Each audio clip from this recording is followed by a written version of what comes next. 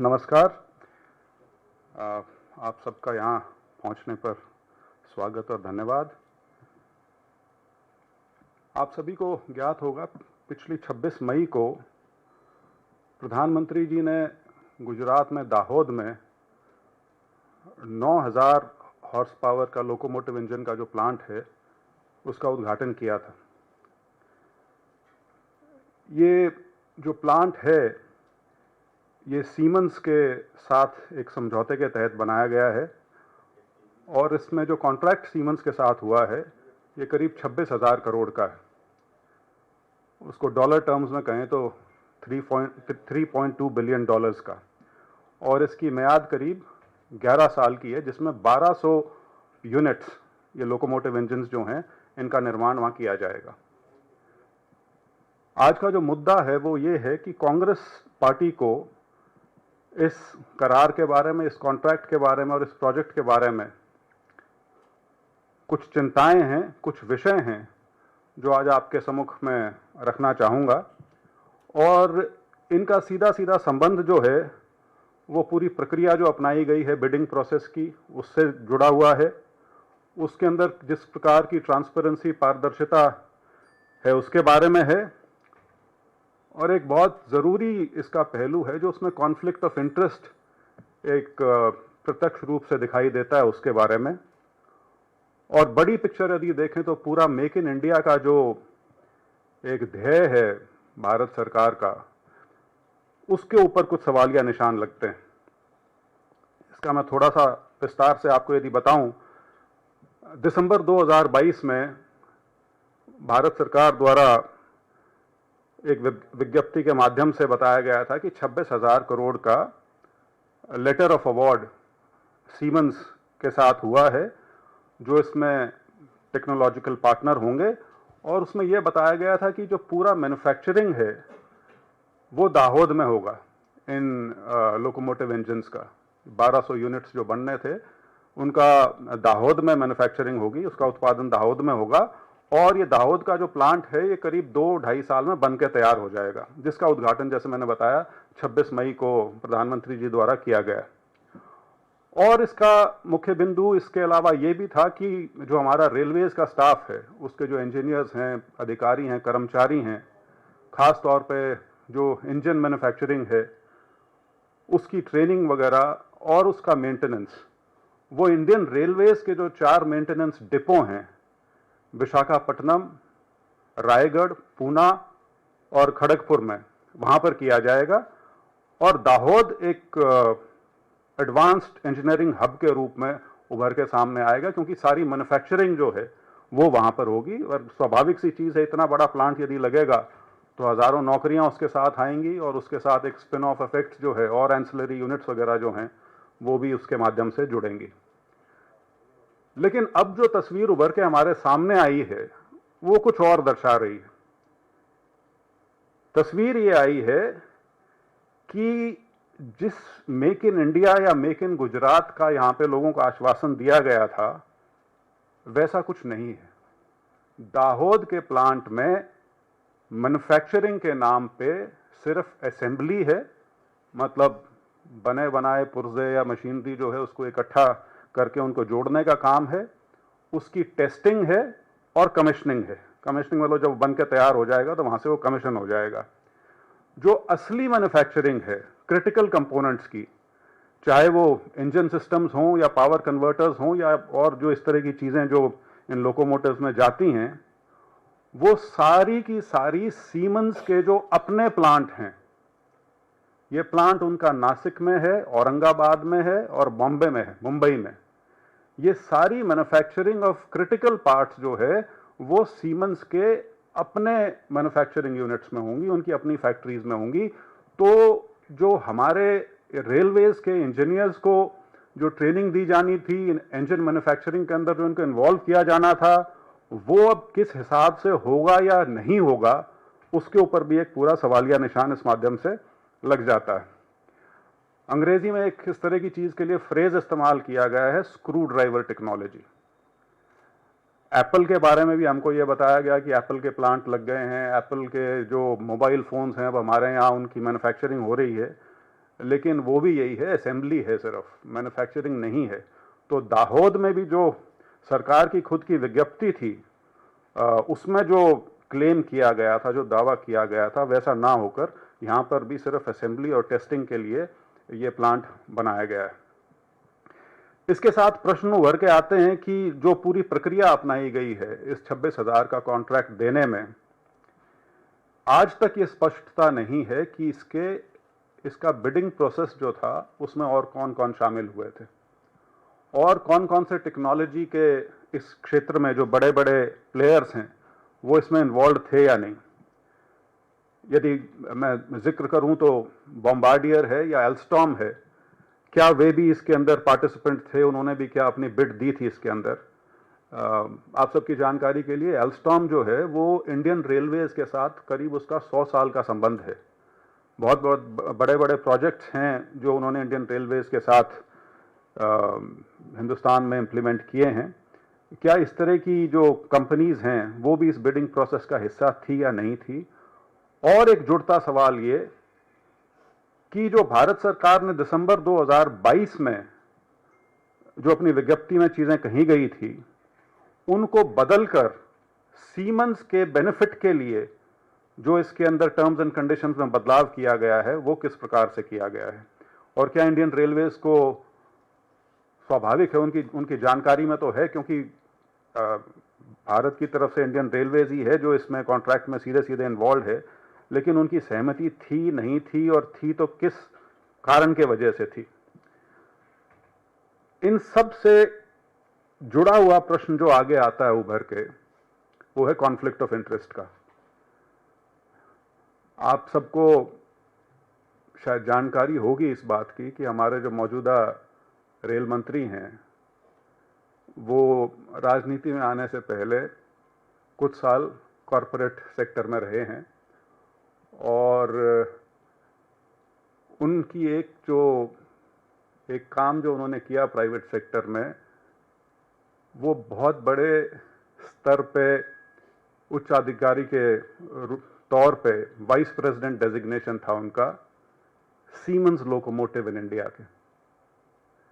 तो ये सिर्फ संयोग है या कुछ और है कि सीमेंस को भारतीय रेल का, सीमेंस के आज तक के इतिहास का सबसे बड़ा कॉन्ट्रैक्ट 26,000 करोड़ का उस समय में मिलता है जिस समय देश के रेल मंत्री एक ऐसे व्यक्ति हैं जो सीमेंस लोकोमोटिव्स इन इंडिया के वाइस प्रेसिडेंट रहे हों।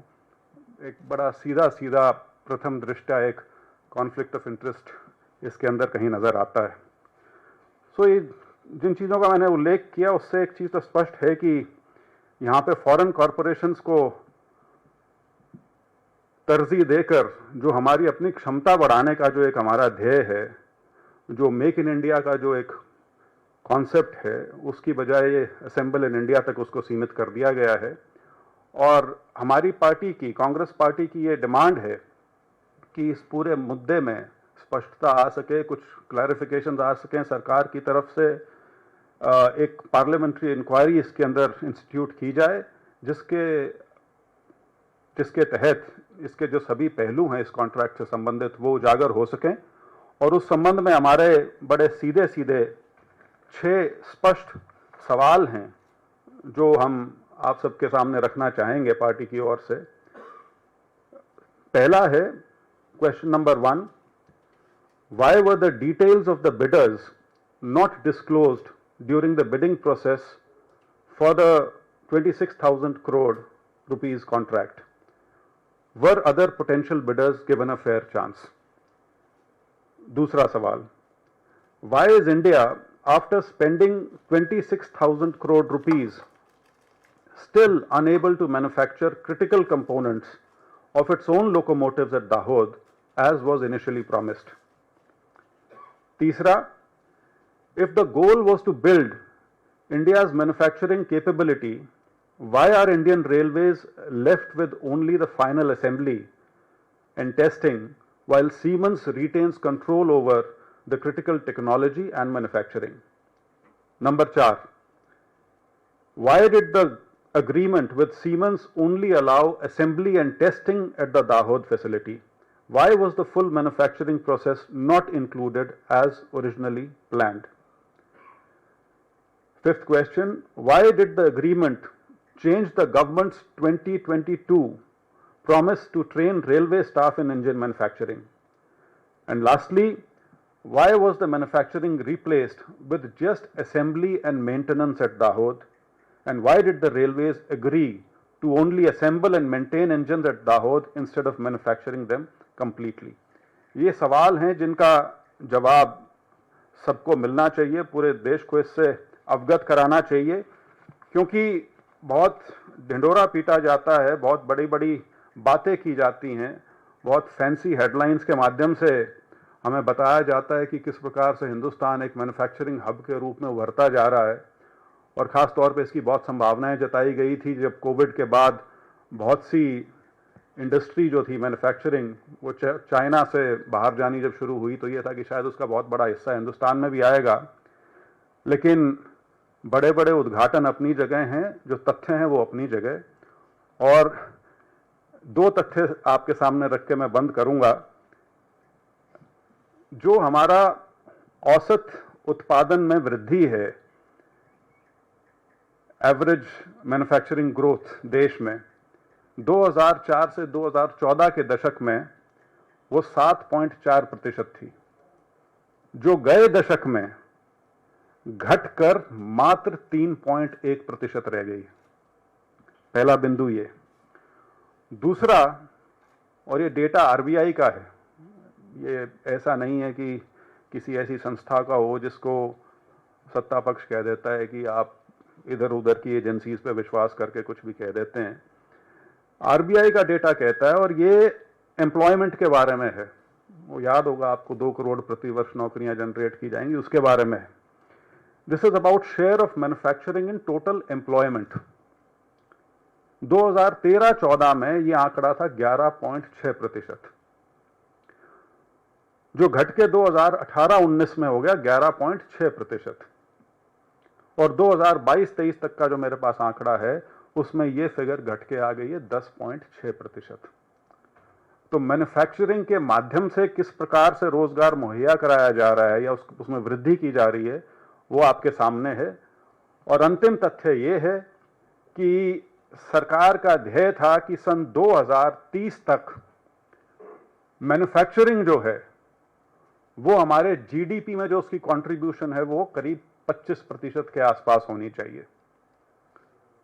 दावा फिर से बहुत बड़ा है, लेकिन सच्चाई ये है आंकड़ों के माध्यम से कि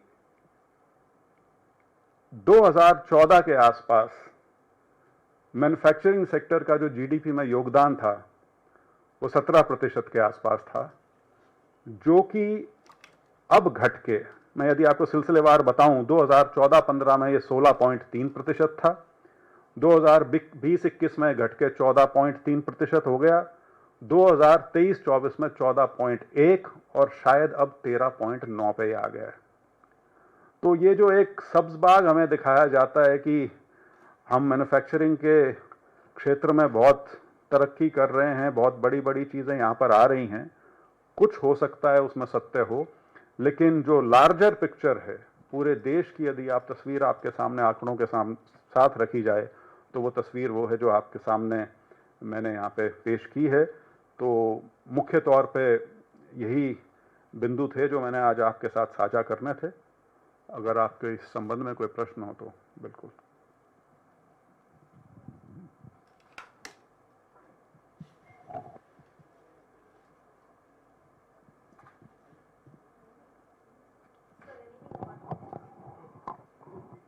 My remit for today is only this. ये जो प्रोजेक्ट है इसको आ रही है बात? तो ये जो प्रोजेक्ट है इसका जोर शोर से प्रचार किया गया था, और पिछले दिनों जब इसका उद्घाटन हुआ था इसमें बड़े दावे भी किए गए थे, लेकिन आपको क्यों लगता है कि इसमें जो आपने जोड़ा है, जिस कंपनी में ये उपाध्यक्ष रही हैं, इसको लेकर आपकी शंकाएं क्या है? मेन शंका, जैसे मैंने कही कि शंका सरकारी दस्तावेजों से ही है।